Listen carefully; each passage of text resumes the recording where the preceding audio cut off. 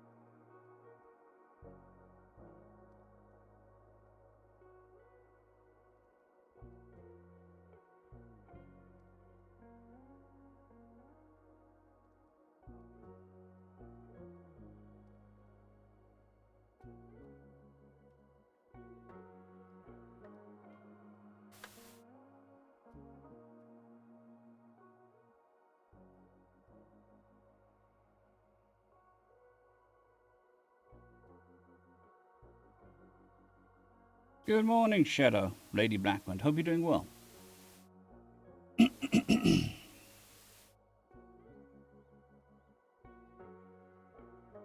Good morning, Andre and Anthony. Hope you both are doing well as well.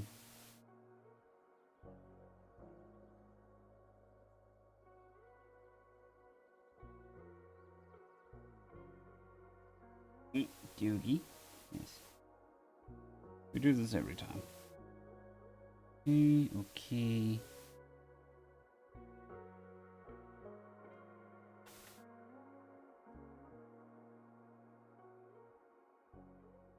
Okie dokie. And last, certainly not least, Discord server.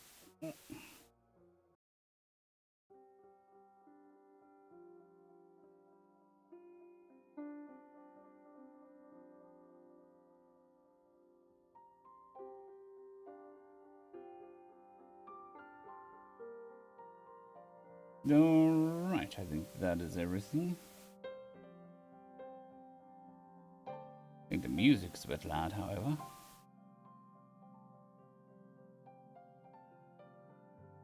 Yeah.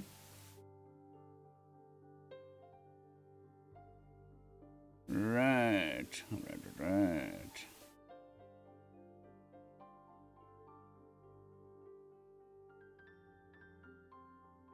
Got the chats. Chatting, screens screening, and we're all ready to go.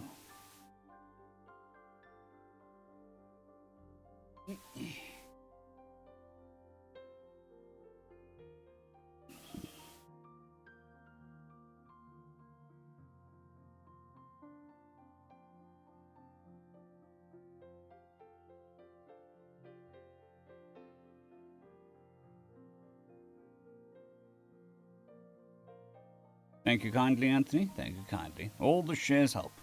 They really do. Microphone, you need to be a bit closer. There we go.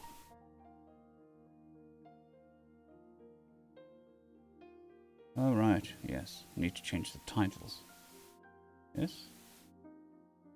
Yes. Edit.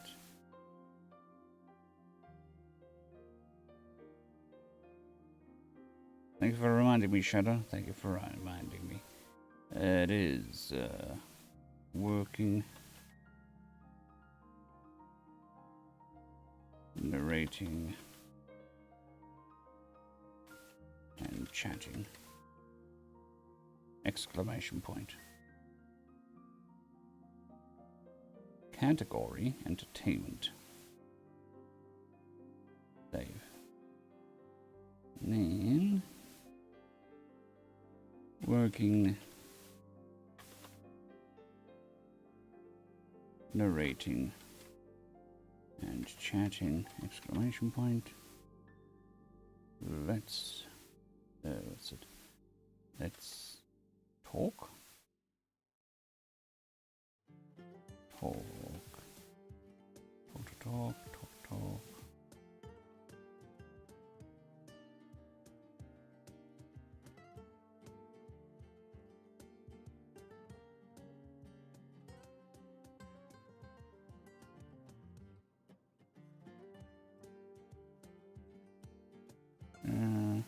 Oh, just chatting, not let's talk.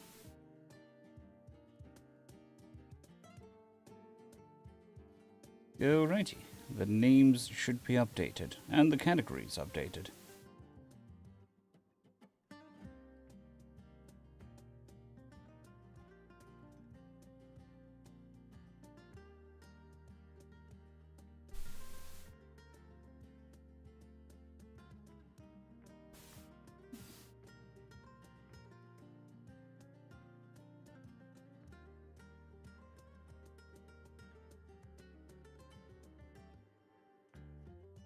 Coffee, and we got some juice.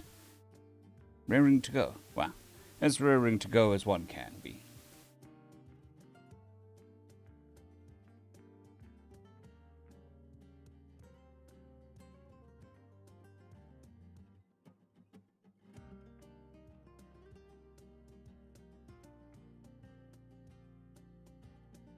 Don't know why it would seem quiet. Haven't changed anything. Testing, testing. Testing 1, 2, 3. Oop to snoot. Definitely, Lord Wolpex. Definitely. Maybe it's just in relation to the music. Testing, testing, testing, testing. Testing, testing.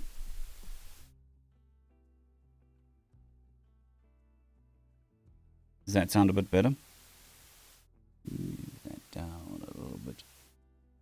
Because it says I'm talking in the yellow, which is fine.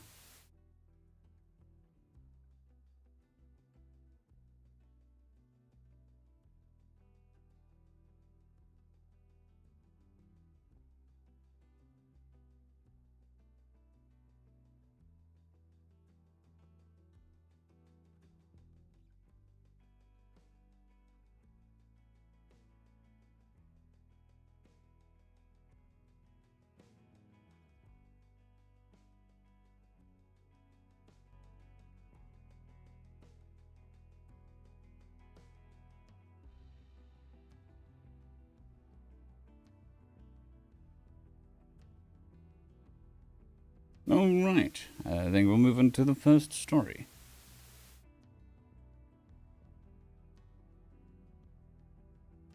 Fair enough, fair enough.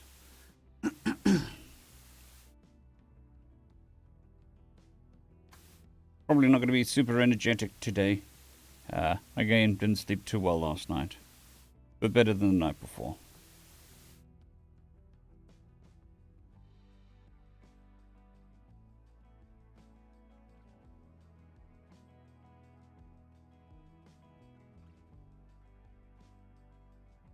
So, we'll plow through this before I start yawning. And put as much energy into it as we can.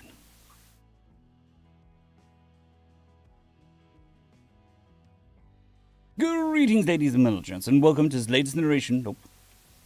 Greetings, ladies and gents, and welcome to this latest edition of Tales from Outer Space, where I take... Oh, that's not right. Greetings, ladies and gents, and welcome to this latest edition of Read Team Foss, where I take old stories I've narrated and update them to modern audio standards. This particular story is called Mistakes Were Never Made, written by Argus the Cat.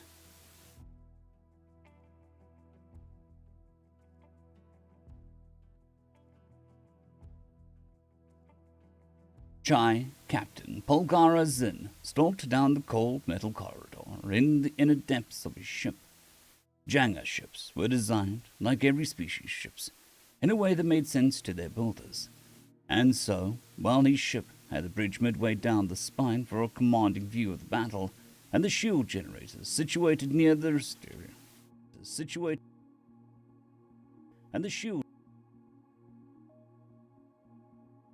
shield generators situated nearest the fighter base to screen them during launch. So was their brig here, deep inside the ship, so that anyone trying to escape from the lackluster guards on punishment duty here would have to fight through the whole ship to get to anything resembling an escape. Of course, That meant that the captain had a long walk to interrogate a prisoner, but it was worth it. Sometimes. As Zin came to one bulky door with a guard outside, he saluted and gave a dismissing gesture. The guard moved quickly to open it for him, either out of respect or simply bored enough to take any chance at work. The smell of the harsh cleaning substances used on the floors and recycled air of the hallway was replaced by a more lively scent as he stepped inside. The smell of heavy breath, body heat, and blood. Stepping into the interrogation chamber, he gave a shuffling. Stepping into the interrogation chamber, he gave a shuffling of his neck frills, similar to a human sigh, but with the added cultural connotation of showing that one was comfortable enough to express that sort of relief. Comfortable enough, because they were in command of the situation, and the only other person in the room was strapped to a very unpleasant-looking chair. The human had been captured during a raid on one of their fleet resupply stations 2 days ago, and his presence offered the captain. And his presence offended the captain. He was clearly not a warrior. None of the layered muscles, mass, or implanted weaponry that they'd found on human marines. Instead, it was a mess of short blonde hair that reminded Zin too much of his own down, and soft eyes and a soft face that was currently bleeding. Why was it bleeding? He hadn't ordered any interrogations to start. Unacceptable. "Guard!" he shouted. Command gave. "Guard!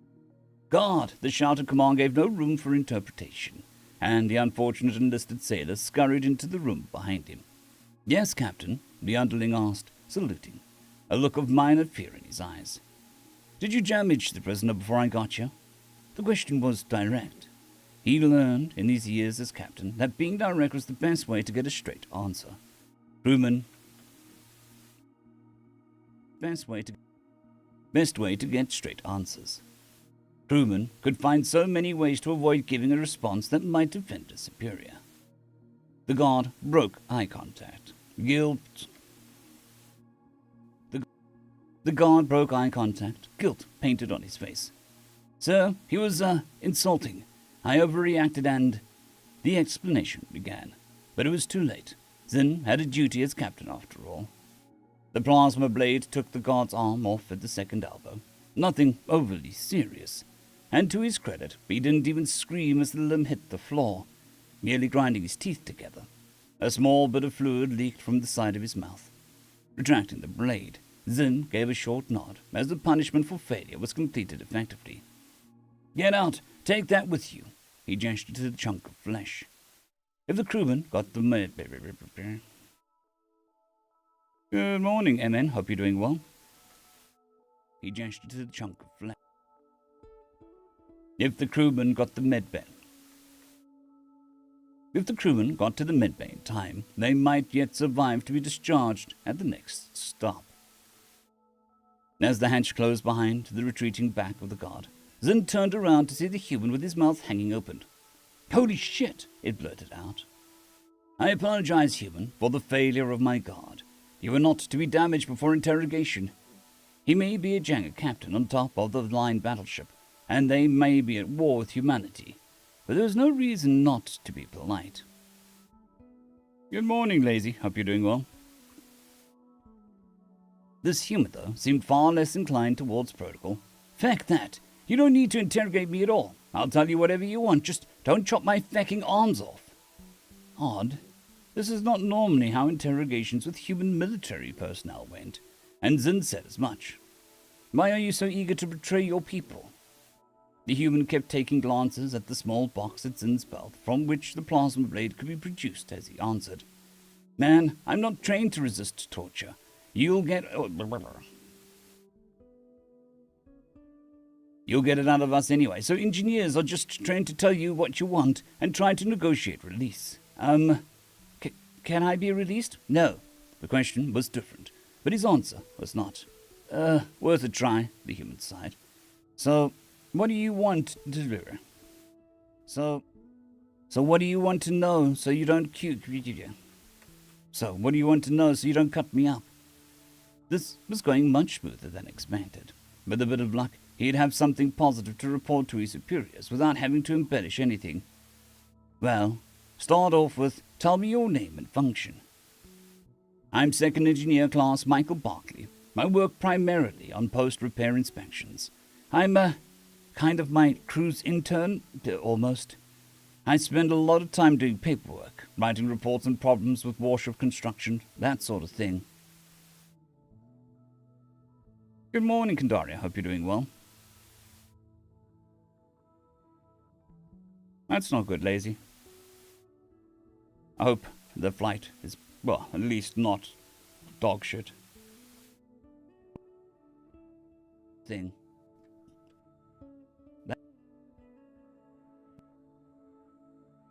That sort of thing.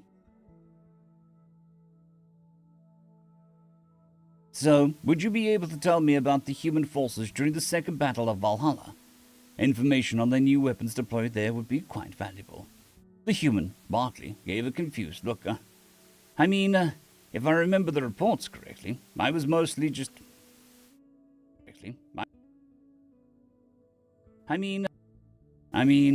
If I remember the reports correctly, it was mostly just having an equal number of ships and we still took heavy losses. I'm not an admiral, dude.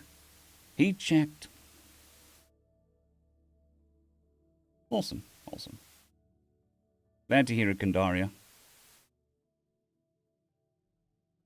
He checked his datapad for recommended questions. What about constructions of new human dreadnoughts? Would that be within your realm of specialization?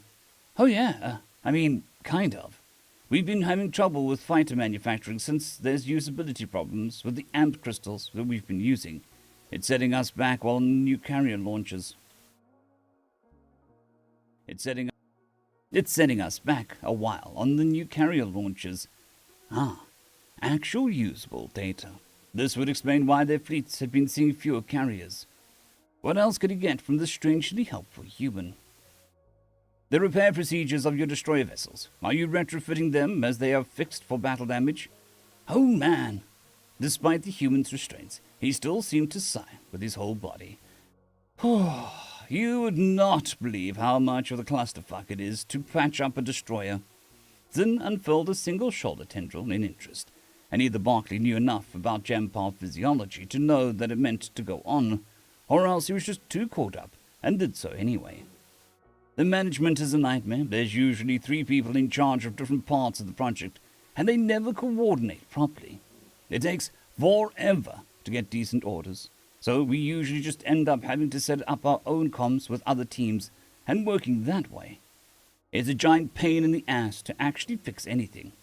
We're supposed to retrofit too, but the supply runs never arrive quite in time, so we work with what we have just to get it battle ready. That is, fascinating. Are all engineering pursuits run this way? Barkley shrugged as much as he could. I don't know. I haven't seen any reports on it. It looks like it's just the destroyers because they're a lower priority. Zinn made some notes on his datapad. Thank you, that is, useful, I think. Or at least something that I can report to my superiors. This has been a very productive interrogation, and I don't think I'll need to injure you at all. Thanks. Barkley may have come a little too comfortable after being allowed to ramble about workplace problems, enough so to express sarcasm, at any rate.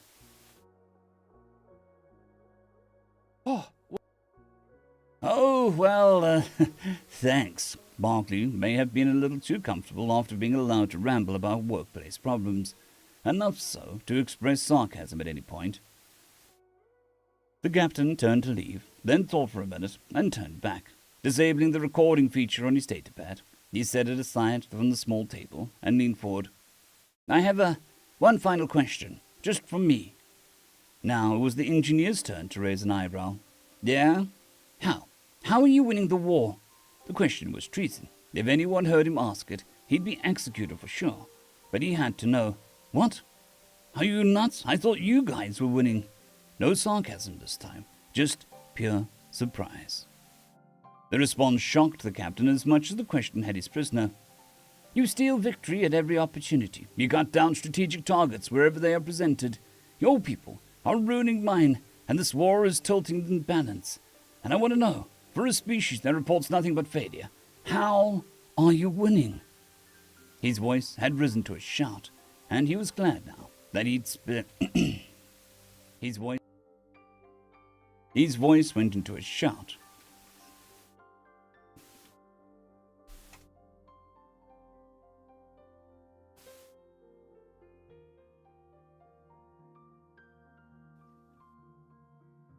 His voice had risen to a shout, and he was glad now that he'd sent the guard away before beginning here. The human leaned back, perhaps in fear, as the captain had grabbed the arm of the chair and pushed forward, demanding to know the secret. We thought you were winning. The panicked words spilled out of the man, and before he could be asked anything else, he kept going, out of fear of retribution. I mean, we have access to your data net, and I'm sure that you have some... And I'm sure that you have some of ours, and yours doesn't have any propaganda or media or anything. It's all just victory reports and almost no lost mentions. And your maintenance guys keep everything in perfect order, and your tech seems 50 years ahead of ours. And it's just a little demoralizing, you know.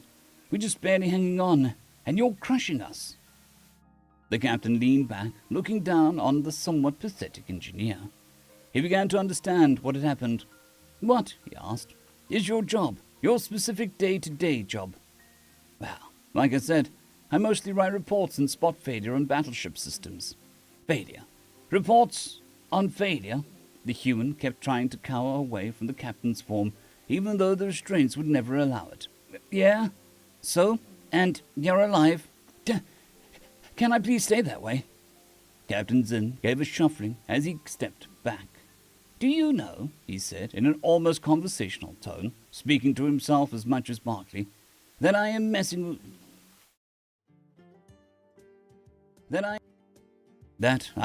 two fingers, memories of minor failures from my early days in the service. He paced for a bit, muttering to himself as the captive human silently watched in apprehension. Failures. Failures. They report failures. Raising his voice, he turned again to face the prisoner. Raising his voice, he turned again to face the prisoner. Do you know what happens to a Janga? Do you know what happens to a Janga that reports failure? Of course you do. You saw. That is not an act of a particularly brutal taskmaster. That is common. That is how the 9 Empresses decree it. Failure must not reach the ears of your betters. It must be dealt with, personally. Or, when that cannot happen, it must be covered up, so no one can ever know your shame. That, the human started, but the Jenga captain cut him off. Yes, that. That is why there is no propaganda on our datanet. That is why it is a real... That is why it is all real reports, and all utterly useless. That is why captains most often guess at what is wrong, or make foolish maneuvers to cover up for flawed strategies. That is why you're winning. We all make mistakes, Barclay spoke with a steady voice for the first time in the interrogation. Zinn looked at him for a very long time. We do, he said, but only one of our people is bold enough to admit it. Tell me, what happens when your people write your... Tell me, what happens when you write your reports? They get filed and They get filed with Fleet Command, and then a more experienced engineer designs the problem out of existence. The engineer's answer. An engineer's answer, but it made sense. The captain smiled. Of course they do. And they aren't punished or executed, so they become more experienced in things other than lying to their superiors. I understand. Too late, but I understand. He trailed off, before going over and snapping off the restraints of the human prisoner. Massaging his wrists, Barclay looked at his captor. So, what now? Now, I will submit the report of this interrogation. I'll do my best to show the dangers posed by humanity without making the Jenga appear weak. And I'll then await both my own execution and yours when the information causes us to lose ships in another fleet engagement. It'll be a tiring week, though I'll try to keep you comfortable. This war has been foolish. I should not say that, but it doesn't matter much now. I should not I should not say that, but it doesn't matter much now. My fate is inevitable, I suppose. Markley leaned forward, pulling something out of his boot. I mean, you could do that. He pulled back, a small black box in his hand. Or I mean, you don't seem like a bad guy, but maybe we could try an alternative to your crappy plan where we both die. What is that?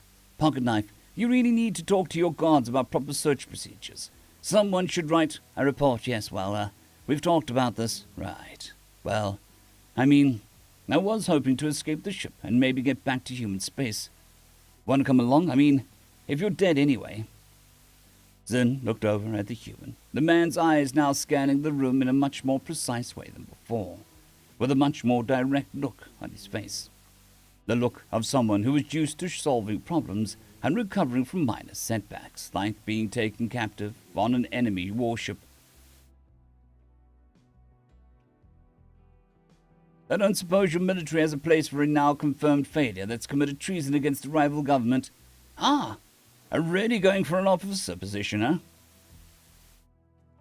Captain Cheeson of the FSS Ascension into Redemption sat calmly on the bridge of his warship, crew busy around him. In the last 4 years since his escape, he'd become a bit of an important figure to the resistance movement amongst these first people.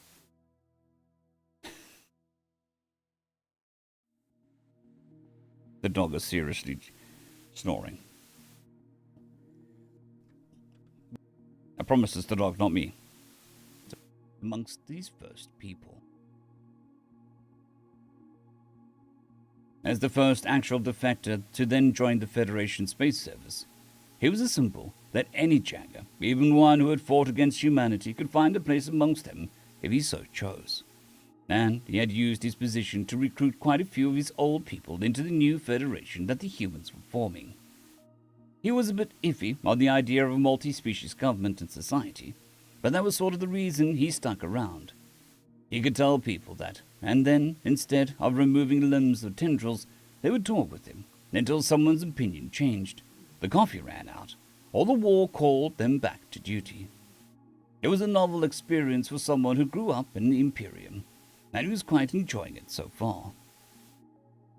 The Federation. To the Federation sailors on his bridge, he was known as Smiles. When they thought he couldn't hear them, he took a bit of personal delight in knowing that he didn't have to personally injure them for their words, which of course fed back into the nickname. Right now they were preparing for battle, a Janna fleet, one far too small for this fight, and just jumped into real space around Valhalla again. And Zinn was the senior officer in the defense forces stationed here.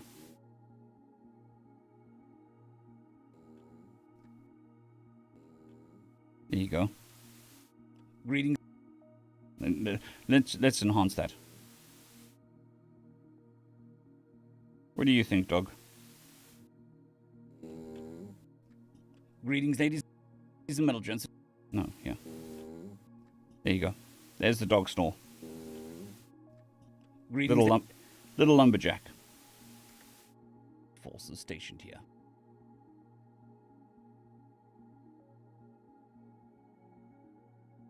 Now, of course, after the heavy losses of the last battle, humanity had reinforced the guard post here to something capable of handling anything. The Jangar, naturally, had sent a basically identical fighting force, as no one would have dared to suggest improvements to the last High Commander's plan. "Crew," he spoke out, firmly and with a note of amusement, "we're about to enter a deathly dance with the enemy. Tell me, is everything perfect?" A few of the bridge crew cracked out in smiles of their own. This ritual of theirs now part of the ship's own culture. "No, Captain," came back the chorus of answers. "And is everything going according to plan?" And is everything going according to plan?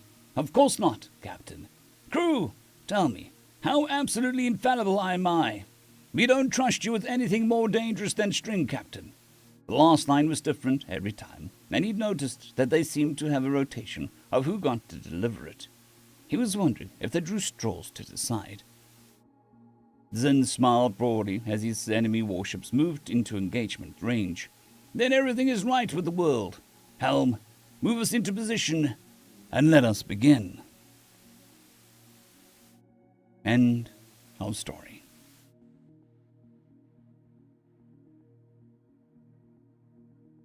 Up dooty doot. Well, it's only small logs, so not a full-fledged lumberjack yet. Hey, pops.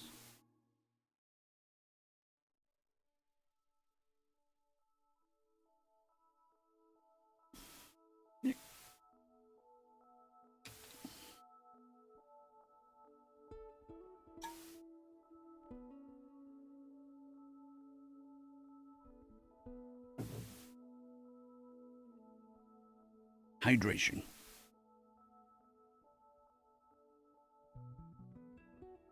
And coffee.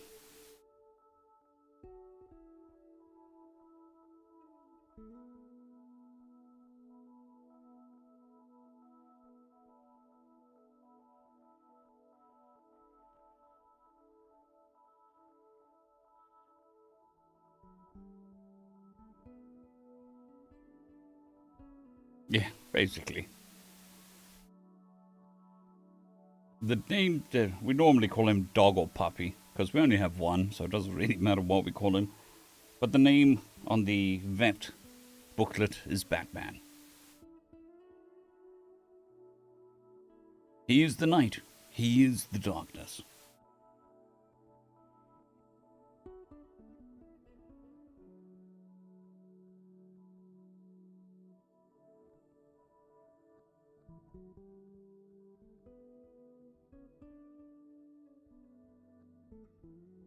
And doing this is 2 to 8.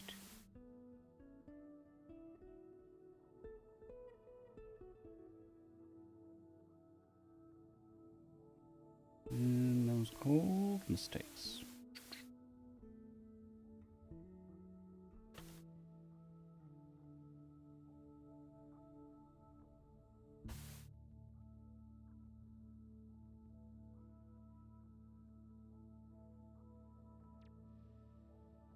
Batman.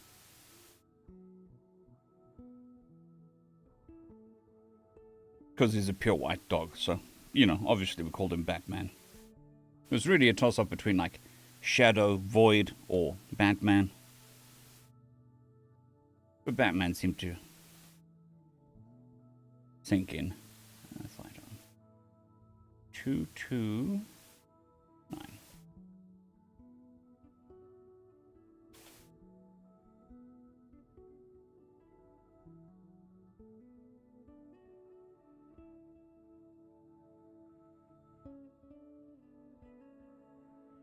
Fair enough, Chris. Fair enough. Good names. Good names.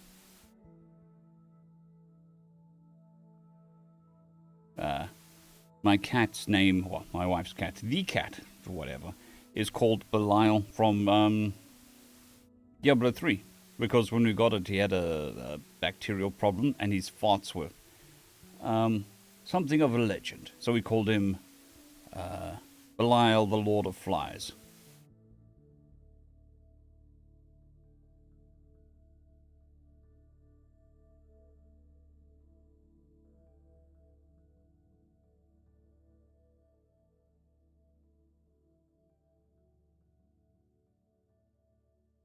But we normally, on a day-to-day basis, just call him Boy Cat.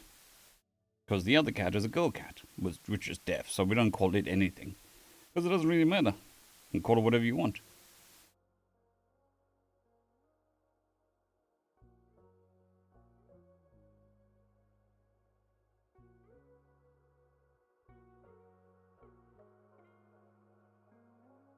Greetings, ladies and gentlemen, and welcome to this latest edition of Read TFOS, where I take old stories I've narrated and update into modern audio standards. This particular story is called Fight On, written by Alt Cypher. Morgan, are you sure about this plan? Hector said, as she pulled the weighted armor around the human. She cinched it down tight, making the old leather creak. Not really, Morgan said, but I don't know that I have a lot of options. You fight Gladiator Arundi tonight, Hector said. He is one of the most dangerous fighters in the pit. I know, Morgan said. I saw him fight 2 weeks ago. Pulled the head clean off of a Lurlian. and that was after a solid 20 minutes of beating his ass. It was a mercy when he finally killed it. Arundi likes to play with his victims. Edgar checked the laces on Morgan's arms. Arundi was censured by the commissioner a little over a year ago, so he may be on good behavior. Censured? For what?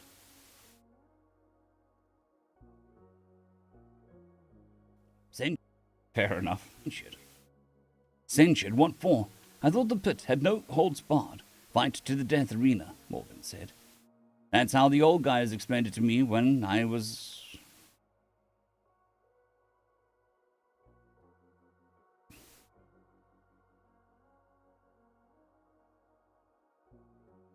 Death arena, Morgan. Fair enough. Always nice to cause confusion with people, to teach the dog the wrong names for moves. Arena, Morgan said. That's how the old guys explained it to me when the promoter snatched me up. Eka busied herself checking Morgan's armored costume as she spoke. It is, usually. But even among the brutal and depraved, there are limits, such as eating your opponents. Arundi would kill everyone who was sent against him, and they would dine on their carcasses. The commission sent in troops with stun batons, but they only had a 30% survival rate, so that didn't last long.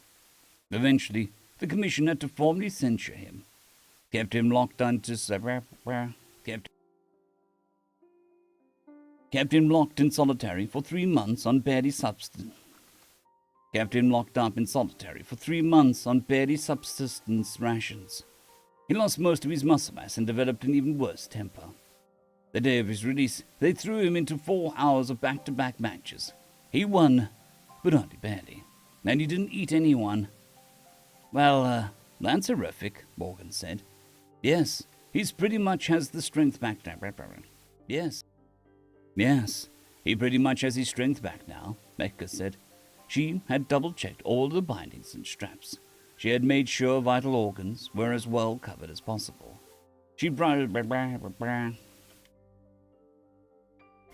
an imaginary speck of dust from his shoulders. She could not look him in the eye. Did you talk to your friend in environmental control? Morgan asked. I did, Edgar said. He was confused why I was asking for this favor, but he understands what he needs to do. Good, Morgan said. And the guards know not to rush the arena? You'll have no safety net or protocols, Hector said. She found her eyes stinging from the tears that she was fighting. You'll be on your own, facing the most violent beast I've ever seen. Arundi and the commission are from a warrior society, Morgan said. Honor, solemnity, grim determination, dying in glorious battle. That's their world. That's all they know. But I'm from West Virginia, and I know other things. Now, hand me that charcoal. An hour later, he stood behind the great steel doors. He realized only briefly that he thought of the doors as steel, but had no idea what they were actually made of. Space steel, orbital aluminium, galactic pudding. Well, no time for door investigation now. He could hear the dull roar of the crowd in the other side of the door and was waiting for the signal. He heard the thunder when the Arundi arrived. He heard the thunder when Arundi arrived, one of the reigning champions. The crowd loved him. They would maybe be... Oh.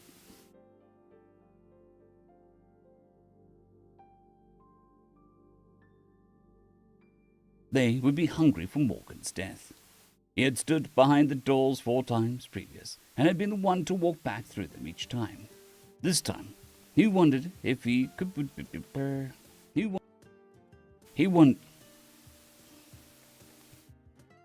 wondered if he would be carried.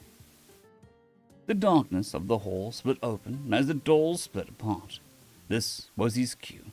He would bring the rituals of his homeworld to these aliens that had stolen them, that had stolen him and forced him to fight to the death. The doors spread apart and Morgan took a deep breath, calling on spirits of those who would aid him, savage and fair, rock and stone. Calling on calling on the spirits of those who would aid him, savage and flair, rock and stone. Strut, he thought, as he took his first steps into the massive dirt-floored arena. I need to strut, not just walk. He felt the angry energy of the crowd and fed off of it. He turned their boos and hisses into food for his soul. He smiled as they jeered at him and called for his head in 1,000 alien tongues. He could only see portions of the arena as a dozen plinths and columns of varying heights and designs dotted the field. Some were smooth and unbroken, while others were cracked and deformed. Heights ranged from only a meter or two up to several meters. The lights in the arena spun The lights in the arena spun crazily, some stuttering on and off, others pointing in random directions. Edgar, friend and Hector's friend environmental controls had come through. The color on a few of the beams changed as they moved. Morgan caught a small black rod, the microphone supposedly, from an unnamed worker near the giant doors. He felt more than heard the doors roll shut. He felt more than heard the doors roll shut. He threw his arms out at his sides and basked in the hatred of the audience. "Ooh!" Morden shouted into the microphone, the shrill screech rebounding off the far walls. "I have never seen in a more disgusting group of pig feckers in my life, and that's a damn fact." His costume was a riot of clashing and conflicting colors, an assault on the entire electromagnetic spectrum, and possibly a minor war crime in more civilized societies. His face had long, jagged lightning bolts drawn in black, reaching from his hairline to his throat, covering the better part of the left-hand side of his face. Covering the better part of the left-hand side of his face. He marched into the center of the arena, and Rundy stood there, barely contained rage in his eyes, massive muscles, legs, and arms like pistons threatening to break the skin that held them. Morgan wondered if Rundy was even sapient. "This place smells like ass end of nowhere. This place smells like the ass end of nowhere, and from the looks of you people, that's exactly where you'd feel most at home." Morgan hammed it up. He found this was starting to feel more natural, and that was finding his groove. "But I'd like to ask my esteemed opponent, Randy, just what the hell he thinks he's going to do in here tonight," Morgan asked. He looked to the monster-out opponent. He looked to the monster-out opponent, who glared at him with clear and unbridled hatred. And Randy said, "I shall It doesn't matter what you think," Morgan bellowed into the microphone, his voice making their speakers squeal. "I'm the most electrifying gladiator in your arena of all time. I am the most electrifying gladiator in this arena of all time." And Rundy began rocking back and forth on the balls of his feet, his claws digging into the soft dirt. Morgan kept an eye on him as he spoke. It wouldn't be long until the beast was loose. They would normally await the commissioner's leave to begin, but Morgan wanted something different. "Holy shite," Morgan said, as he spun to take the audience into the stands. "Holy shit," he spun.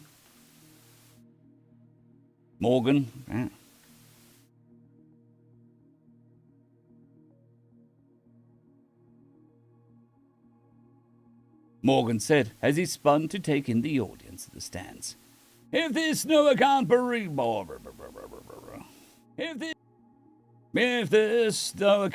lazy jabroni is the best you space assholes have to offer, I'm surprised you haven't given up fighting for something more entertaining and honorable, like watching old people die slowly. Good morning, Redvex. Hope you're doing well. The booze was shaking dust from the columns, but Rundy was near to his breaking point. If Morgan was any judge, Rundy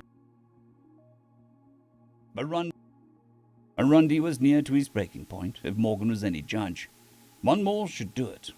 Hell, the only thing scary about this little witch, Morgan said, hooking a thumb towards Arundi, is that he's kinda got those pedophile eyes. I'm a little worried he thinks that I'm a high school. Nope. I'm a little worried he thinks I'm in high school and might try to run up my rear. He heard a roar behind him before the audience could even react. Without hesitating, Morgan dropped to his left and rolled as Arundi passed less than a hand's breadth away. Arundi overshot and came to a dragging halt several steps away. Morgan shot to his feet and flipped Arundi the bird. There's no way he knows what this means, Morgan thought. There's no way he knows what this means, Morgan thought, but he should get the general idea. Arundi howled and launched himself at Morgan. Damn, he's fast, Morgan thought. He slipped to the side behind a large column, just ahead of being caught by his opponent. Having a split second in which to decide, Morgan grabbed the microphone in his teeth and pulled himself up the column.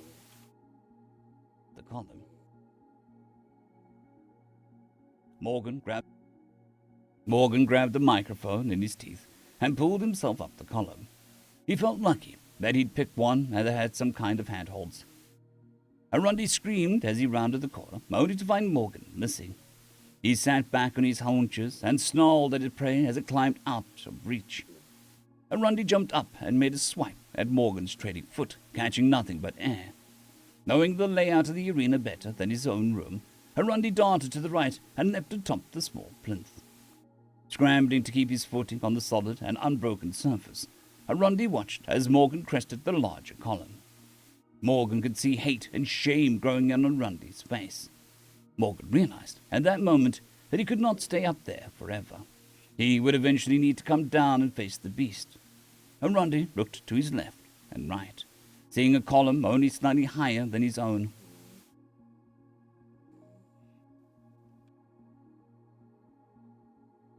Arundi chanced to jump. He launched with all the force his powerful legs could muster and soared through a choked arena. Seeing a column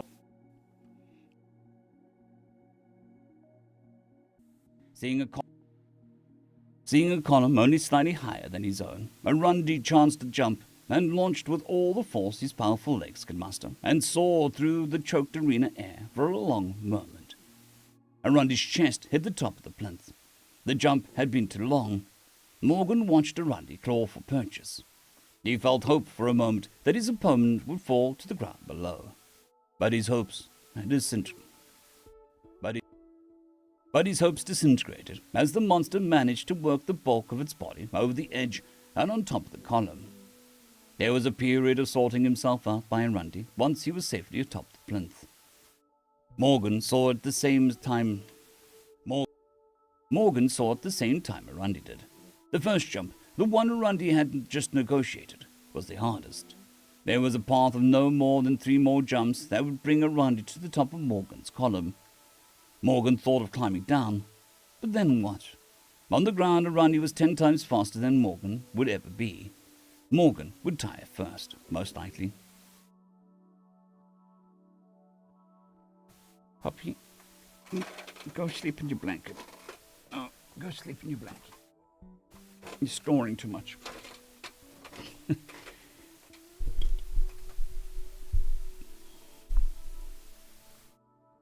Would ever be.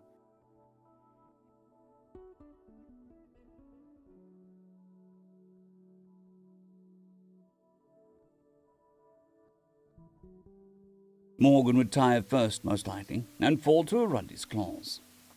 Arundi wasted no time and spared not a moment of her hesitation.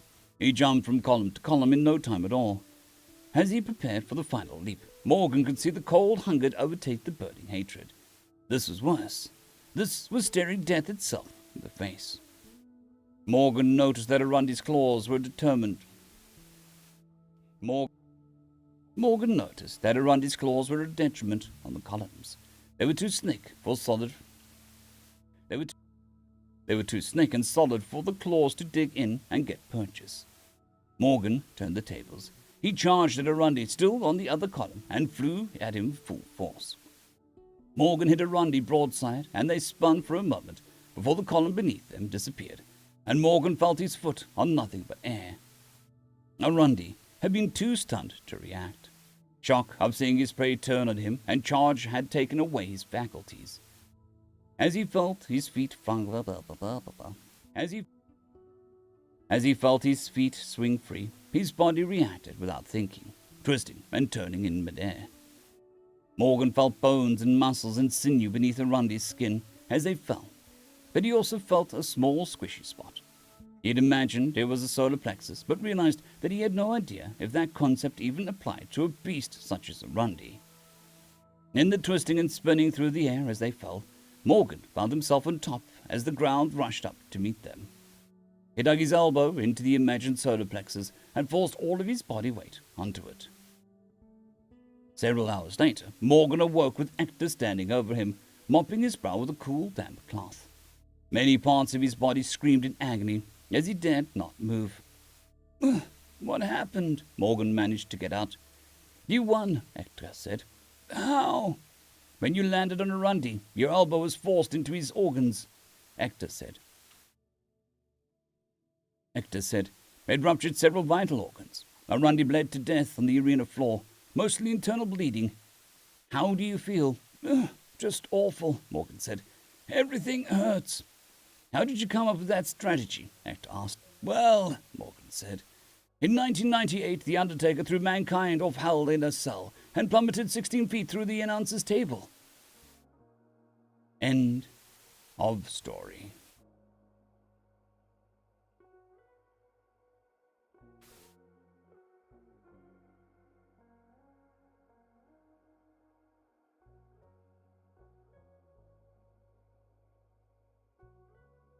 Hydration, hydration.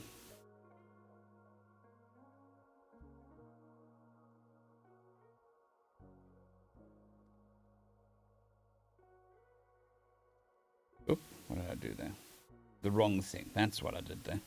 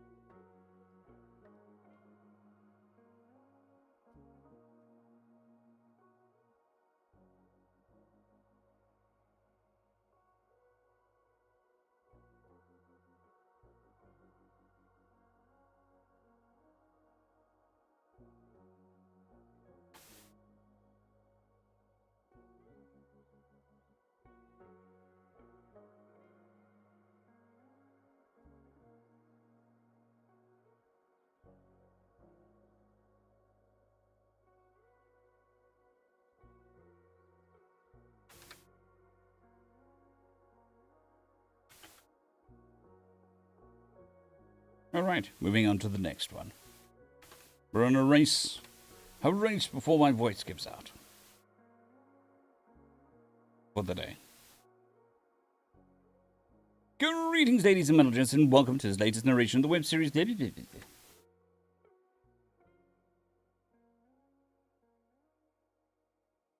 ladies and gentlemen, and welcome to this latest edition of Read TFOS, where I take old stories I've narrated and update them to modern audio standards. This particular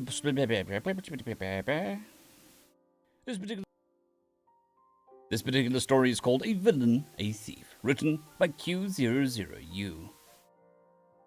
You are a villain, a thief. You'll find that I'm quite devoted to law and order, actually, said the human on the monitor, looking hurt. The invasion was not going as planned. Earlier, the invasion-class battleship Zaya's World Eater was hot-warped to an unexplored arm of the galaxy. Hot-warping was expensive, and when it came to ships the size of Zaya's, the resource costs grew truly absurd. But spies amongst the fleeing prey reported back that the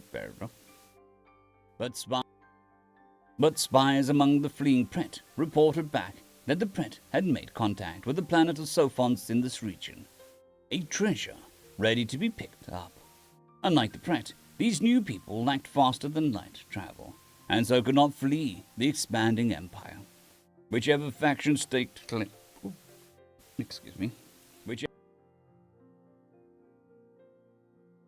Whichever faction staked claim on the planet first would tremendously benefit. So the Bicon Collective was sparing no expense. The cost of a hot warp would be regained 100-fold by the cultural resources of Earth. Preparing to exit hot warp, the technical officer Quillen informed the Admiral. A slight shudder ran through the ship a moment later. Hot warp successful, we've reached the heliosphere. 14 hours to target from this location. Good! Once the rest of the fleet materializes, sync controls to our systems and prepare to head in. Admiral Akawa was pleased. Scan for competitors and Pret remnants. Sir, objected Ut, the protocol officer, chasing the Pret is not our assigned task. None of either, military officer, Bitix reported. It appears that the Pret... It appears that the Pret fleet warped out as soon as they recharged. Shame, Akawa said with a wry smile. Cold warps take a long time. If the warp remnants were still in the system, the Bicon Collective could hot warp a fleet to wait for the Pret at their destination. I suppose we shouldn't be too greedy. A single planet and its billions of fresh citizens will have to satisfy us this time. Analyzing broadcasts from the target, said Quillen. Translation services will be up by the time we arrived. Scanning target with long-range sensors. A minimally damaged invasion plan will be ready at that time, said Bedex in a routine tone. This was not their first invasion. According to the intel, the Earth has nothing that can damage the Zerurias. The Zerurias. Excellent. Akawa was even more pleased. His crew was performing like a well-trained squad, as expected. This invasion would go off without a hitch. Almost 14 hours later, a hitch appeared. Interesting, said Quillen. There's an Ansonet. There's an Ansonet node nearby. The Ansonet was not controlled by any single empire, but its convenience meant that almost every spacefaring society used it. Left behind by the Pret, speculated Ut. Convenient for us, if it's in the hands of this world's leaders. Perhaps. If it's in the hands of this world's leader, perhaps we can negotiate their complete surrender without damaging their infrastructure. Translation services? Online, 98% complete. The Earth language is surprisingly partitioned, such that... Invasion plan, Akawa interrupted. Ready, 5 to 10% estimate destruction of target. Although it's always better if nobody has to fire a shot. Make contact, ordered Akawa. 10% destruction averted is 10% more profit to Bicon Collective. Moments later, an Earthling appeared on the ship's node monitor. Howdy! More visitors to Earth? Must be my lucky day. Yes, surrender, obviously. Akawa cut to the chase. Pardon? The Earthling scratched the fur on his head. Ut stepped in for a moment. Are you qualified to speak for your planet? The Earthling laughed. I reckon I'm qualified to speak for my planet, yeah. Ut gave an all-good signal to Akawa and stepped away. Akawa continued. Then, as the Earth representative... Call me Tom. Call me Tom. Call me Tom! The Earthling's designation was irrelevant to Akawa, so he ignored it. This is an invasion. You have no choice. This is an invasion. You have no chance against us. Complete surrender minimizes your suffering. Your people and resources will be allocated to roles we decide. You have no say in this, but you will not be killed. It is your best choice. You have 82 minutes to decide. Oh, sorry, I can't decide right now. No. Thank you for asking, though. Akawa paused. There was a chance that the translation was not getting through correctly. I'm not sure you understand the situation. We are currently approaching your planet. Oh, yes, I can see that. A terribly handy device, this node thingy. Part space phone, part Encyclopedia Galactica. And it could show me anything, And it can show me anything any other node can see. In real time. It'll let me know that you were coming at the moment you left Zerg. That's your home planet, right, Zerg? Terribly handy device. Yes. And as you can see, we will arrive at our destination shortly. And if you look closely, you'll notice that our fleet is made up of very many, very heavily armed ships. When we arrive, if you have not surrendered by choice, we will force your surrender with overwhelming force. Due to the numerous heavily armed ships, is this translation reaching you successfully? The Earthling scratched its head again and exposed its teeth in a way that Translate the Computer described as a bashful smile. Sorry, the fault is mine. I'm not explaining myself properly. You can't invade Earth. Is that more clear? Another pause. We have many, many ships, and they have great big guns. Objectively, we can invade Earth, and we are right now. That is what is currently happening. Are you sure you're understanding our translation? Akawa was beginning to feel frustrated. It was a rare sensation for him. My fault again. Bashful smile. Invading Earth is illegal. Does that help? Ah, understanding dawned on Akawa. No, your Earth laws are irrelevant. The invaders set the rules, see? Laws only work when they're backed by force, and we, the invaders, have the overwhelming force. Understand? We're here representing the Bicam Collective, one of the largest factions in the Redlonian Empire. Surely your Pret friends mentioned us. Why would we be constrained? Why would we be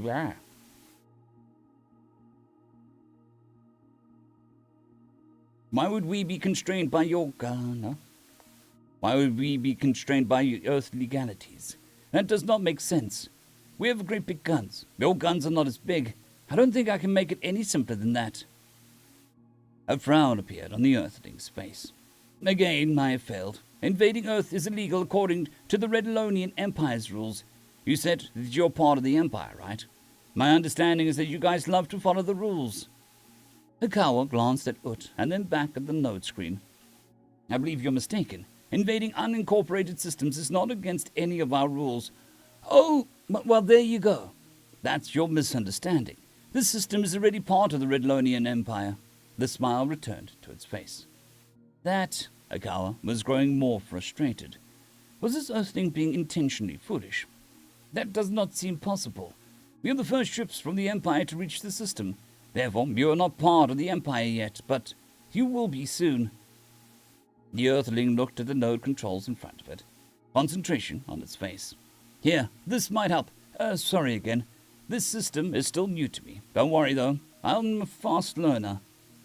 Sir, Gwilym exclaimed. The planet on the ship's internal display suddenly gained a Redlonian Empire.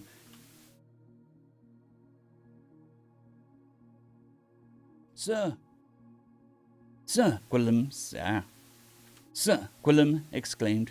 The planet on the ship's internal display suddenly gained the Redlonian Empire Jipperif collective tag. The battle computers have halted, Batix announced. It wasn't possible to target friendly systems for invasion. Akawa looked at Ut meaningfully, while Ut furiously manipulated his station's controls. How could this be happening? Returning to the node screen, Akawa said, You are not part of the Empire. You hacked the node. This will only delay the inevitable. You will surrender, or you will be subjugated. There is no other outcome possible. Oh, no hack necessary. This system, this planet, and even me, myself, all part of the Jiriferif Collective, and therefore part of the Empire. Sorry you came all this way for nothing. That was probably expensive. Smug. The distraught Ut turned to the Admiral. True, he signaled. The expenditure just for the hot warp would set the Bicam Collective back a bit. Competition between collectives was fierce, and a setback like this might trigger one of the rivals to attack, weakening them further. Collectives had fallen for less in the past. Akawa's eyes flicked to Gwilym. If they could override the friendly fire lockout and take this planet anyway. I hope you're not thinking of invading a friendly planet, the Earthling said. The Empire's military frowns on that sort of thing, you know. The Redlonian Empire's planet-conquering military tend to discourage fighting between Empire by overwhelming force. They have great big guns. Your guns are not as big. I don't think I can make it any simpler than that. A long pause. How? I was really hoping you would ask, Smug. Do you know rock, paper, scissors? Ut piped up. An Earth game played by arranging the appendages in specific configurations. The winner seems to be decided by random chance. There you go, satisfaction. A longer pause, but the Earthling remained silent. I require further explanation. Akawa's frustration had reached an unprecedented level. Oh, sure. You're right that my friends, the Pret, did in fact mention you. The Redlonian Empire, the various factions. It was very interesting. Gave us an Asenet and Senet.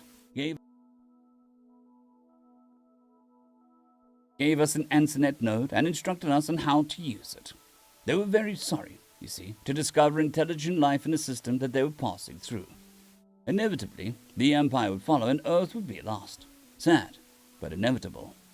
So far, this tracked with Akawa's understanding of the situation. This was not the first time something like this had happened in the Empire's long history. Inevitable, he continued, but unacceptable. But what could we do? We had a space phone and an encyclopedia of galactic knowledge. But what we didn't have was time. No time to research technology. No time to prepare the military. No time for any real preventative measures. Not nearly enough. Pretty soon, one of the factions would get wind of our existence and head our way, and our time would be up. What we did then would be determined by who exactly was coming, which turned out to be you. Ships coming from Zerg, a whole fleet with lots of guns. Zerg is a planet in the Bicam Collective. So we contacted your friendly rivals, the Jaifarif, in return for pointlessly wasting your resources and weakening the Bicam Collective. They're granting us essentially autonomy. They're granting us essentially autonomy while being in-name part of their collective. No, Akawa objected. Not collective would bargain. No collective would bargain with an outsider system, especially in return for nothing. The cost to Bicam is a fraction of your system's worth. Oh, we were already part of the Empire. They couldn't stake their claim on us anyway. Since fighting is not allowed between Empire systems, putting us in name only dissuades you from invading and allows them a legal claim for reparations from Bicam if you decide to invade us anyway. It cost them nothing and might pay off big if you're stupid. I went over the agreement very carefully. I'm a lawyer after. You were already part of the Empire. How? Kawa's record-breaking frustration level was gaining gains surpassing. Was a gain surpassed. Did I not mention, it tilted its head, technically, I suppose, we're a drop colony. The drop. This made even less sense. Xenophobes. Even if you attempted to contact them through Asenet, you would fail. Yes, the Earth nodded. Yes, the Earthling nodded. That's why they have vassal races to deal with outsiders. One of those vassals happens to be the Sistolians. Proud. Another pause. Another pause. Were Earthlings telepathic? This Tom appeared to think he was sending more information than was being received. What was the significance of the warrior race Sistolians? Eventually, Akawa had no choice but to prod. And... Oh, I'm Sistolian. Confused. Did I forget to mention that too? Akawa stared at the monitor. You are not Sistolian. You're clearly Earthling. Human, said the Earthling. Yes, I was born a human, but I am now Sistolian for legal purposes. If it were possible to burst from frustration, the Zephyr's bridge would be covered in gore. How? Akawa raged. Adoption. Do you know how Sistolians capture defeated enemies and raise them as their own? I contacted a Sistolian family through the Ansenet and challenged them to rock, paper, scissors. It took a few matches, but I eventually lost. My poor foster father, he was so confused as to why I insisted he adopt me over a simple game. Although I guess it might have helped that I own a planet. Having a son with his own planet will certainly make things easier when the family comes to visit. Of course you own the planet. Akawa had passed beyond frustration and was entering mania. Why wouldn't you? The whole planet. It makes just as much sense. The human laughed. Yeah. You think negotiating my way through the Redlonian Empire was tough? Trying to get all this world's leaders to agree on pizza toppings was harder. Having an invasion fleet on the way sure helped things along, though. So thank you. Since Earth surrendered to me, and I'm Custodian, and Custodians are vassals of the Drop, and the Drop are part of the Empire, a second human appeared next to him. Mr. Sawyer, we're ready. Excellent. I guess I'm done delaying you guys. A panicked Quillen suddenly exclaimed, Admiral, the ship's systems have gone into remote mode. I'm knocked out. Same here, confirmed Batex. Ut said nothing, but made worried grunts while trying his own console, to no effect. Relax, fellas, the human said. You're in no danger. Negotiations have concluded successfully. Akawa had gone cross-eyed. Ut demanded, what negotiations? Oh, negotiations between the Jufferif and the Baikwin for, I guess, possession of your fleet. See, because this is a private star system that you are currently trespassing upon, we have parking fees for being within the heliosphere. Parking fees? Ut was incensed. Never heard of such a thing. The human waggled a finger. Ignorance of the law is no excuse. You should have looked up the rules before your visit. What are these fees? Ut demanded. Exorbitant, the human said, as if that explained anything. It's per ship, too, and you brought very many. So many that I'm not sure even the Baikwin Collective could bear the cost.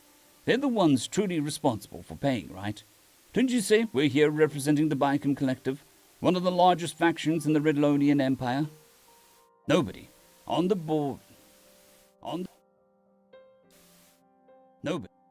Nobody on board the Zephyrs could speak. Well, we gave the Baikwin a choice. Pay the fees they were legally required to pay, or surrender the fleet and the crews, which they did. Bitux closed his eyes. It was a complete defeat, and nobody had fired a shot.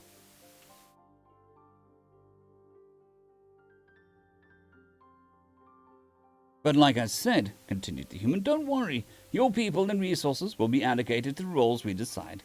You have no say in this, but you will not be killed. As the fleet autopiloted to the planet, Akawa started laughing and never stopped. End of story.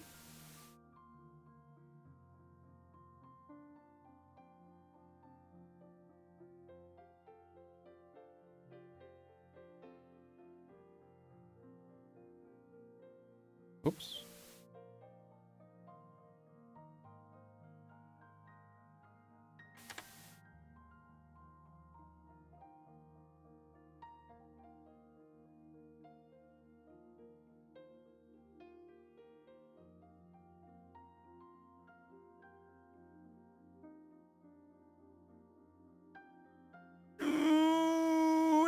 Big stretch.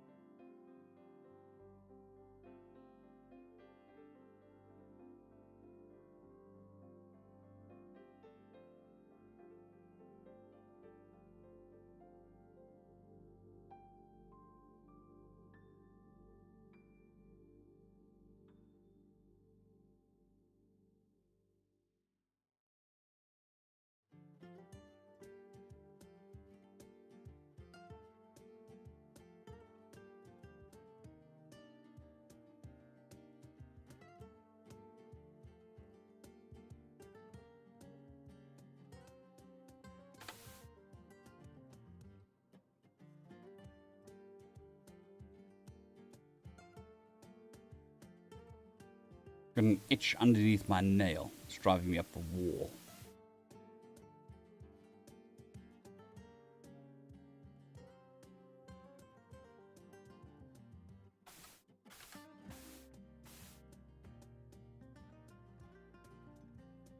Alright, on to the next story. Greetings, ladies and gentlemen, and welcome to this latest narration. Greetings, ladies and gentlemen, and welcome to this latest edition of Tales from Outer Space. Greetings, ladies and gentlemen, and welcome to this latest edition of Read TFOS, where I take old stories I've narrated and update them to modern audio standards. This particular story is called Why Humans Can't Have Nice Things, written by Wyatt Smith. The steam squad overleader, Tor, raised one of the crests above his eye in an all-too-human manner that he had come to pick up during the last few lunar cycles, training the new trade and military partners. While humans weren't new to the Intergalactic Council. While humans weren't new to the Intergalactic Council of the Greater Fifth Stratum, they were still a rarity in interstellar trade and peacekeeping. Or, to put it another way, they were little more than galactic hicks from a solar system with too few suns, too many rocks, and not nearly enough common sense. Be that as it may, it was ESO Toll's duty to introduce these tools to the IGC G5S to humanity's addition to the neighborhood peacekeeping force. Thankfully, the 50 humans that had qualified for training with these squad groups knew how to get in line and stay there. Thankfully, the 50 humans that had qualified for training with these squad groups knew how to get in line and stay there, even while some lab jockey was demonstrating the more conventional equipment, though it was unusual that the squad appeared to be bored. The Corellian Toll wasn't an expert in reading human facial features, but after 3 lunar cycles of boot camp, as the humans called it, he felt reasonably certain that despite being shown a Class 4 heavy assault plasma rifle, the humans appeared to be losing interest as commissioned scientists continued her presentation on the basics of the weapon's core functions and design. Hell, at this point, most Sophons in their position would be flexing like younglings in a candy store. With a grimace, he glanced at the scientist and made a hidden gesture, using one of his vestigial insectoid wings, hidden from view behind his back, encouraging the intelligence officer to wrap it up. They had both read the report of what happened when humans got bored, and neither wanted to have to deal with cleaning up whatever mess spontaneously appeared as their inactivity approached critical mass. The scientist on stage before he assembled the... Good morning, Arop. Hope you're doing well. The scientist and sage, before the assembled human soldiers, set aside the assault plasma rifle on the bench next to her podium and picked up a bulky bag marked with Corellian warning signs. While the right colors were just outside of the human range of color detection, the symbols themselves were sufficient to catch the interest of every person there, the ESO included. And lastly, the scientist began, we have our field tool, officially referred to as the Nanomechanical Molecular Armature, or the NAMA or N tool, uses a complex cluster of nanites and controlled molecular reactions to print or produce any tool or chemical reaction coded into the control apparatus. The officer reached into the bag and removed a case which she slung over her shoulder, much like a human backpack that rested below her own vestigial wings, and cinched tight across her chest and waist. She then lifted a metal half-circle band, when she placed on her head, just above her eye crest. Around the just above when she placed on her head, which she placed on. She then lifted out a metal half-circle band when she placed it on her head, just above her eye crest. Around her wrists, she strapped a pair of thick bands that allowed her 4-fingered hands full range of motion, if a bit tight. Ears so tall, hid his amusement as the scientist now had hid his amusement as the scientists now had the attention of every single human, all of whom became tense when the scientist reached out to grasp thin air in front of her, only to have her hand close around a small wrench that seemed to materialize from nothing. As you can see, this is perhaps the most useful part of our kit, but unfortunately it comes with a caveat. This is essentially a mobile platform of galactic standard nanofabricator. However, to make it mobile, sacrifices had to be made. In the decision between power and processing, power won out. So it makes use of a radical neuro interface that allows the NAMA to adapt to the user's spatial reasoning and predictive patterning to skip over some of the processing requirements for replication. The scientist dropped the wrench, and it dissolved away as she flipped her hand over to reveal the small flame hovering over her now shielded palm, the protective covering having grown from the wristband. Because of this shortcut, only one in every few thousand Sophons are actually capable of utilizing the Namma at any practical level. And even then, it takes dozens of lunar cycles to become adept, maintaining the thought process necessary to properly visualize and execute even the encoded schematics takes training. Although, the truly best can learn to adapt the encoded specs without modification to an underlying codebase. For example,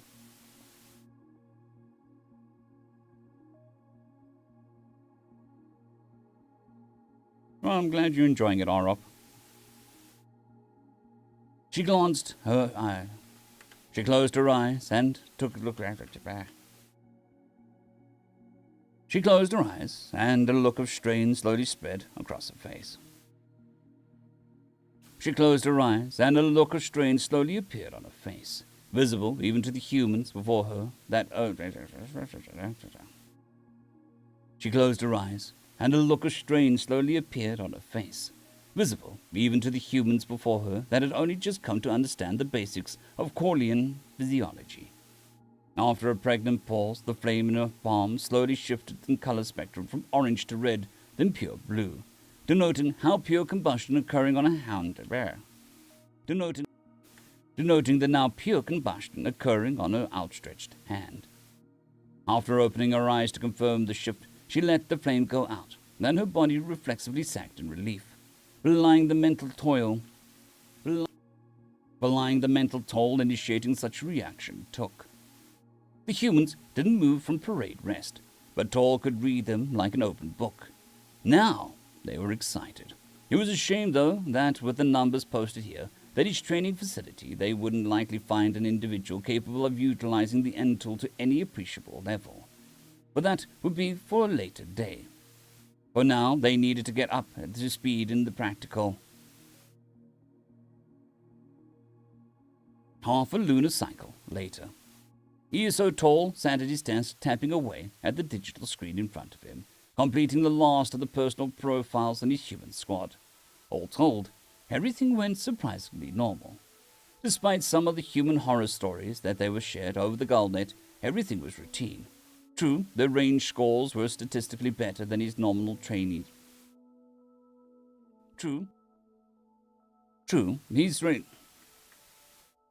Their range scores were statistically better than his normal trainees by a decent margin. But everything else was at around the galactic average. Combined with the commendable discipline they had when they arrived, he was preparing to recommend that humans be adopted into the IGC 5GS. He was preparing to recommend that humans be adopted at all IGC 5. He was preparing to recommend that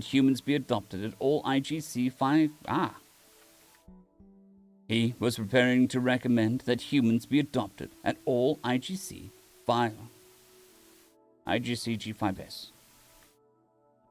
He was preparing to recommend that humans be adopted at all IGC G5S training facilities. Toll allowed himself a small moment of chagrin, remembering his earlier reservations about the assignment. But now that training was all but done, he was looking forward to the next batch of human recruits, especially if they were as easy to handle as the first. It was during this moment of severe contemplation that the door to his team squad overleader's office slammed open with a metal thud. Standing in the doorway was a young junior squad leader, whose normally pale purple complexion was an almost vibrant blue. While he was gasping for breath, Toll stood, setting aside the profiles for later. "Report, soldier." The young Corlean nodded and straightened up to attention. "Yes, SO, sir. Direct command from IGC. Humans are to be denied access to all Namma units until further notice." Toll furrowed his eyes crests, and his wings flexed in irritation as he said, "Did command provide any additional information?" The junior squad leader quickly stepped forward, placing the data jet into Toll's hand. "Yes, sir. However, it's been classified for your eyes only, sir." Toll waved a dismissal at the junior squad leader and turned back to his desk. Not allowed access to end tools, he thought. His own face grew blue as he realized why he was up here filling out personal profiles instead of down in the training grounds. Even as he bolted for the door, he cursed his native thought of doing paperwork would be a better use of his time than watching Sophons blindly waving their hands around, doing nothing. And while no ESO would ever be caught running, he still walked fast enough that he hoped that he could catch the humans in time before they began the N-Tool training. Whatever ESO Tall had been expecting upon arriving at the training grounds certainly hadn't been what he was currently watching. The scientist had first demonstrated the N-Tool stood next to him with a horrified look at her face. She was so blue, he was certain that she was going to wind up being stuck like that. As for the humans, "That's, laughter, isn't it, Overleader?" asked the scientist quietly. Tall nodded slowly. Tall nodded slowly. "Yes, it is. Can you please explain to me what I'm looking at here?" The scientist fluttered her small wings and took a deep breath to calm herself.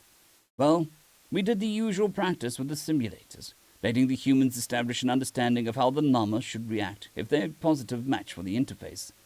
They all performed surprisingly well, but then that's how the simulation is supposed to work. Then we set them up out here and brought out a few of the end tools to speed up testing. What you're looking at is, well..." Tall parked an eye crest on the still all too familiar human expression as the human launched himself into the air, assisted by some sort of chemical propellant being ignited from a case on his pack. Two more humans were demonstrating close-quarters combat with metallic weapons that flashed in and out of existence, sparking against each other as they sought to outmaneuver each other in weapon choice. A fourth human was launching flares into the sky that exploded with glittering rainbow of colors to the amusement of the other humans around her. And the last human was apparently poking at the dirt off to the side. These are not standard issue encodings, I presume. Toll's question was more of a statement, but the scientist chose to reply all the same. "No, sir. Our best guess is somehow the human neurophysiology. No, sir. Our best guess is somehow the human physiology is hypercompatible with the NAMA neuro interface. All Sophons have an extraordinary level of spatial reasoning and pattern recognition compared to most life. They have to, for tool use amongst other reasons. But humans are..." The scientist trailed off, struggling to put words to what was happening in front of the two Corellians. While the ESO and his intelligence counterpart were trying to figure out how to put a cat back in the bag, the human that had been poking at the dirt suddenly jumped up, shouting out in apparent joy. But before any Corellian could react, the human gestured for the others to step back and held out his hand in front of him, his face suddenly contorting into concentration or possibly pain. Starting from the point directly below his outstretched hands, a crater about 1.5 meters in diameter appeared, the soil rising up and compacting into a rotating sphere that became smaller and smaller with each passing second. Sweat beaded on the human's face. The trait Toll was glad his species lacked, but still bewildered by what he was seeing. He did nothing to stop the human as the mass of dirt slowly began to glow with heat as it was compressed further. "Wait!" the scientist choked out, shocked too at the display of control. But all that was heard was a sudden sharp crack of thunder, followed by a collapse of molten rock in front of the human. The red-hot earth pooled in the crater at his feet and began to cool, while his end tool shut down with a high-pitched electronic whine.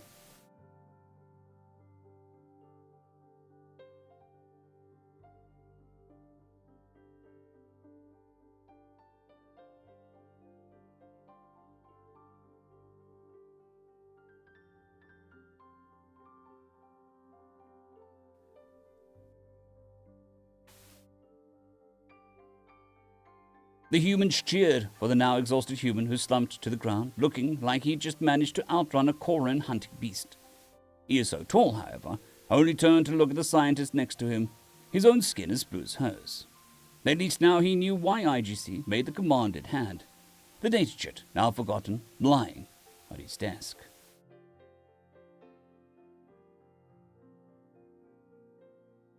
I think Twitch does. I'm not entirely sure.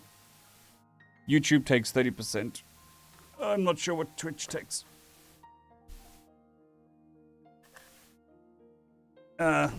Technically, the best one for me is Patreon. They take 8%, I think.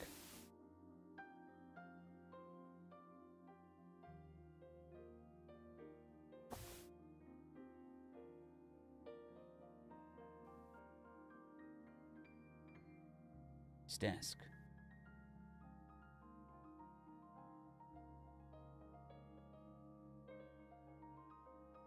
End of part 1. Part 2. Silence permeated the stale air of the inter-office meeting room.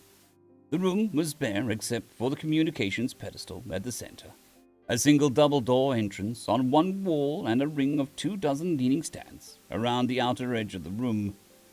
He is so tall, rested against one of the padded stands, only his military discipline restraining the movement of the small, clear insectoid wings on his back.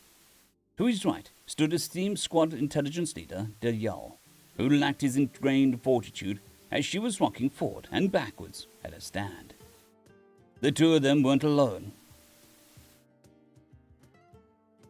There you... Whatever's easiest for you, are up. If you want to... I try to make it as easy as anybody, for anybody. There you... Remove that. The two of them... If Twitch is the platform you prefer, then that's the best platform. So, that makes sense. I don't mind.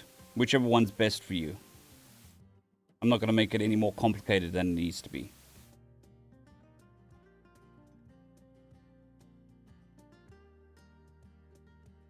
Stand.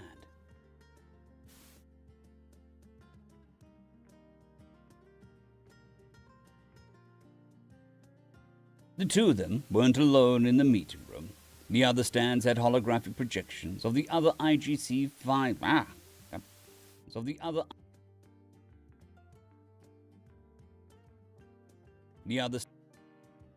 The other stands had holographic projections of other IGC G5S Peacekeeper Squad overleaders, as well as the commanding officer. The gloried hive leader of the 16th Hive of the Greater 5th Stratum, GHL Neymal, had earned his post by merit of his decorated military and peacekeeping history. As for his peers, Toll ignored the shiver of frustration that threatened to run down his back, and instead focused on his superior officer on the opposite side of the room. I'm having trouble understanding, esteemed squad leader DL. I'm having trouble understanding, esteemed squad intelligence leader DL. The humans are hyper-compatible with the Nama system. The hive leader's eyes seemed to bore into the relatively young intelligence leader, and Toll almost felt a sense of sympathy for him. Almost. Yes, glorious hive leader, We haven't performed any additional testing with the humans, having revoked access to Namas following IGC's commands. But based on the initial testing, as well as the results in the simulation training, we believe that something about their core... We believe that something about their cerebral architecture makes them savants at wielding end tools. GHL Neymal reached up with one hand to rub the crests above his eyes. Had the Corloians noses instead of olfactory pads, Toll was certain that the hive leader would be rubbing that instead. Perhaps I'm not the only one humans have been rubbing off on, he thought. Dayal took the hive leader's silence as encouragement to continue and said, any real explanation as to how or why would probably just be conjecture and little more than a pseudo-scientific theories at this point. We suspect it has to do with the fact that somewhere around 60% of human brain's mass is involved in visual processing. Maybe. The hive leader tilted his head first one way, then the other before fluttering a wing of assent for the squad intelligence leader to continue. Nodding, Dayal tried not to let her nervous show... Nodding, Dayal tried not to let her nervousness show in her wings as she attempted to explain her research group's best hypothesis. Their neural architecture is also so adept at pattern recognition and signal processing that when confronted with literal nothing, their brains will create connections and patterns from them. Again, this is most pronounced in the vision centers of the brain, but also extends to all other senses, including taste and touch. The scientist paused, realizing that she was probably beginning to bore the non-intelligence members of the meeting. That is to say, the expression of such features isn't unusual. That is to say, the expression of such features isn't unusual. The Zays also devote most of their brain mass towards visual pattern decoding, but they have up to 5 pairs of eyes on the oldest members of their race. The humans, like us, have just the 2. Tall glanced around the room, the shifting of irritation evident on the other squad overleaders, but the hive leader's wings were motionless as ever. Looking at Dayal, he cleared his throat faintly, just enough for her to hear, but not loud enough for the pedestal to pick up. She glanced at him. The Duke is awake. She glanced. Just let me let him out quickly.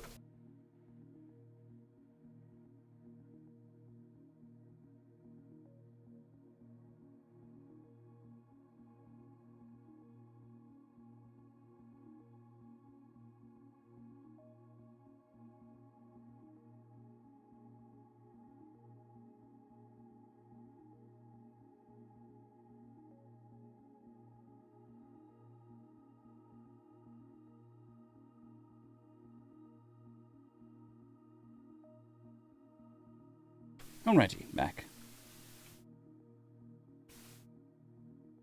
But not loud enough.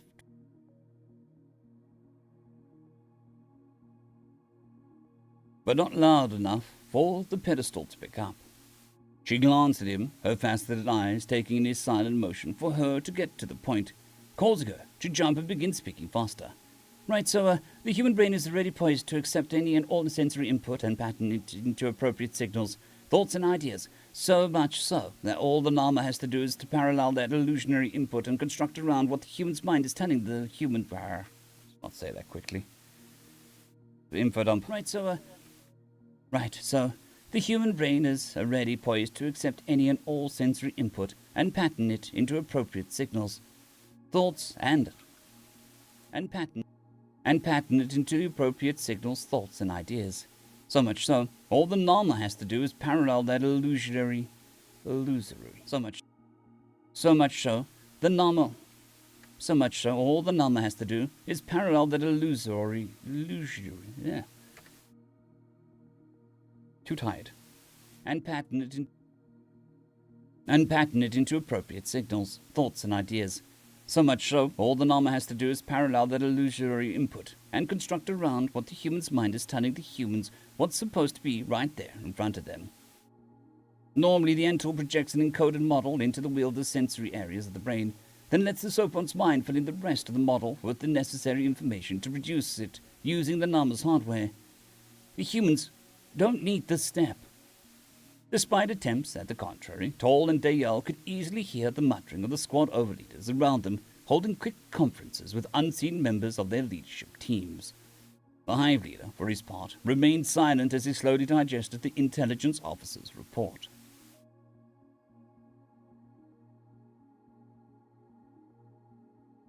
After a few moments, the room quieted down, and one of the other squad leaders spoke as they eyed crests. After a few moments, the room quieted down, and one of the other squad overleaders spoke up as his eyes crests furrowed briefly in confusion. Do you mean to say, esteemed squad intelligence leader, that humans live perpetually in a semi-hallucinatory state? The liar, Dayala. Dayala hesitated, giving a glance at Toll, with shuffling forward and backward for a moment before replying, No, well, not precisely. Well, it is true that humans can experience hallucinations when going far too long. While it is true that humans can experience hallucinations when going for too long between sleep cycles, taking too many sleep cycles, not getting enough sustenance, imbibing or ingesting certain chemical compounds, suffering from illness, experiencing intense physical and mental trauma, receiving too much sensory input, receiving too little sensory input, or by virtue of one of over a dozen human-identified mental illnesses or cognitive dysfunctions, The Yala trailed off as she realized each of the squad leaders in the room were staring at her, with wings rigid in alarm. At a loss for words, she turned back to Tall, her own wings shivering in worry, and a bluish gracing her cheeks. Blue blush. And a blue blush gracing her cheeks. He is so tall, took a deep breath, and stepped forward into the parade rest before picking up where Delia left off. What my intelligence officer is trying to say is, yes, it is possible for humans to undergo hallucinatory experiences on an irregular basis throughout their lives. However, the human psyche is sufficiently well equipped to handle these experiences to the point that it is seen as an infantile indulgence to partake in voluntary hallucinations. For the most part, however, the human brain is quite capable of distinguishing fact from fiction, except for in the most extreme circumstances. Circumstances, I should point out, that would necessarily prohibit humans from serving in any peacekeeping role. Before he had even finished speaking, outbursts came from several of the other assembled squad leaders, while others appeared to be speaking animatedly with thin air. Only Hive Leader Neymal was silent, looking from Daya to Tall in his dark, faceted eyes, considering each of them in turn. Tall ignored the fidgeting intelligence officer next to him and stayed at familiar parade rest, while his auditory plaids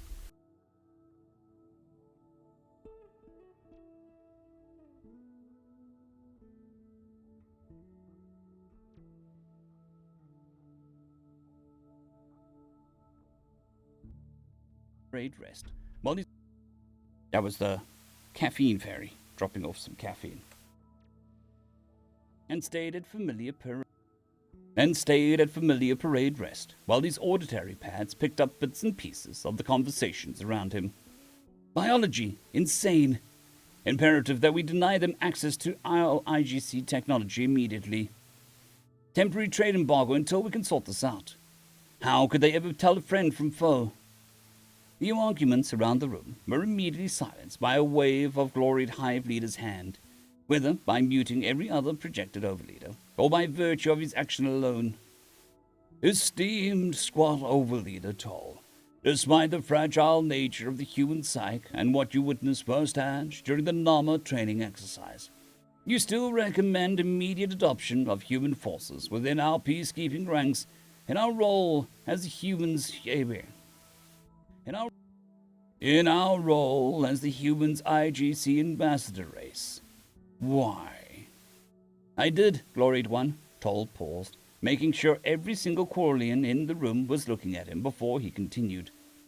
To be honest, it would be a practice in futility to deny humans access to the technology. They are highly ingenuitive. They are a highly ingenuitive race that seems to take pleasure in testing boundaries. When we learned that the effects ethyl alcohol had on humans, it was summarily banned during training. Not even a full lunar cycle later, one of our trainees had to be reprimanded because we had discovered a still he constructed from scrap metal and clay capable of producing pure alcohol from fermented idola berries stolen from the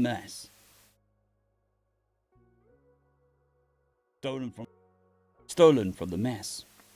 And yet, the humans were some of the finest soldiers I've ever had the pleasure of training.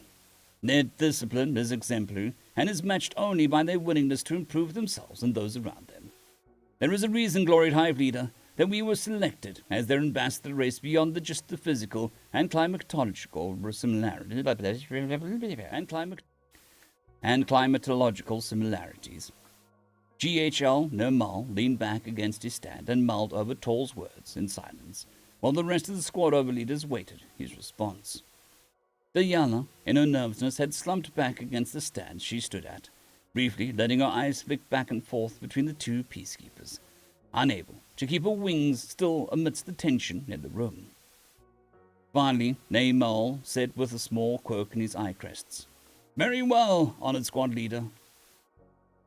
Very well, honored squad overleader. What would you have the Corlurian peacekeepers do with their junior race?" Tall's wings shifted briefly at his sudden social rank promotion, but he managed to return to the same quirk of his eye crest.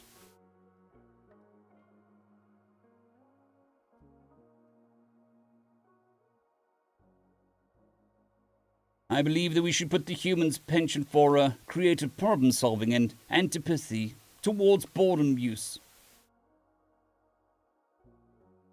I believe that we should put the human's penchant for creative problem-solving and antipathy towards boredoms to use. 2 lunar cycles, or about 3 human months later. Hey, Nat! Earth to Nat! Nathaniel Hudson jumped and jerked himself upright on the picnic table that he was sitting at, having been caught daydreaming again. Giving a sheepish smile, he nodded at the person that settled into the table across from him. Hey, Becca, what's up? Always Becca Joe, never Becca or Joe, he thought to himself. Becca Joe grinned and shook her head, hair going everywhere. Geez, I've been calling you for like half an hour. Where you've been? Calico 5? Nathaniel ran a hand through his own short hair and glanced towards. Nathaniel ran a hand through his own short hair and glanced at. Nathaniel ran a hand through his own short hair and glanced out at the well-lit park around them, trying to remember what he was thinking about. I was just thinking, it's almost perfect, but it's missing a breeze. I was just thinking, it's almost perfect, but it's missing a breeze and squirrels, maybe a bird or two.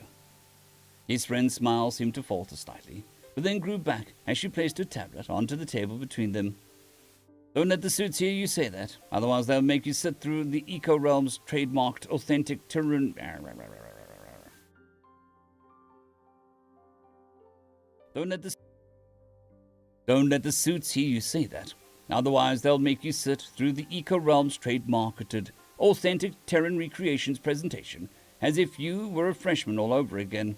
It's a perfect recreation, remember? He rolled his eyes and shook his head with a sigh. Yeah, right. I cannot wait to get off the station. Becca Joe kicked him under the picnic table with a fake pout. Ah, Mr. Graduate already sick of his friends. Wincing, he gave her a grin and reached down to rub his shin. Hey, no fair. You know I didn't mean it like that. I know, she said with a smile. So, what's the plan then? Back to Earth? Live with the... So what's the plan? Back to Earth? Live with the rents? Or do you have something lined up that I don't know about? Nat scratched idly at the table. The plastic resin looked close to, but a poor substitute for real wood. Back to the parents, probably. I could sign up with EcoRealms. All EcoRealms university graduates get automatic placement and all that. But I don't know. I'm even giving that army pamphlet we got at the career fair some serious consideration. Well, Mr. Hudson, you're in luck, because that's just what I wanted to talk to you about. Check this out. Becca Joe slid a tablet over to him, giving it a swipe of her fingers to turn on the revealing... Giving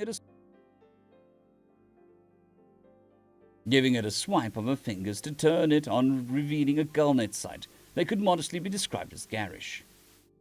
Nathaniel raised an eyebrow as he read the blinking banner at the top of the page out loud. Now recruiting for Intergalactic Council's Human Corps of Engineers. End of story.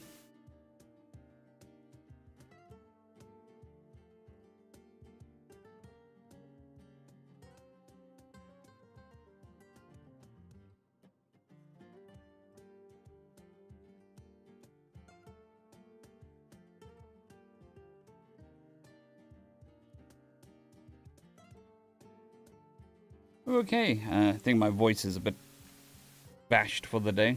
Not a full day recording, but a decent amount of recording, so I think I'm going to call it a day there.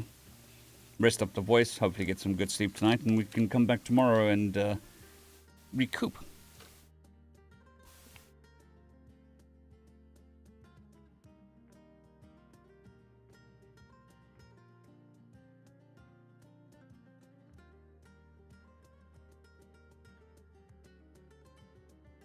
Thank you all for joining me. It's very much appreciated. I do apologize for the shorter stream, but I will be back tomorrow. Have a good one. Cheers.